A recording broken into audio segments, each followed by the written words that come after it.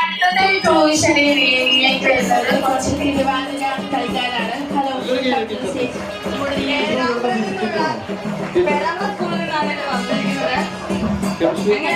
Super ആയിട്ട് perform ചെയ്തോ? നിങ്ങളുടെ സ്കൂളിൽ നിന്ന് 5 പെർഫോമൻസ് 5 ഗ്രൂപ്പായിട്ട്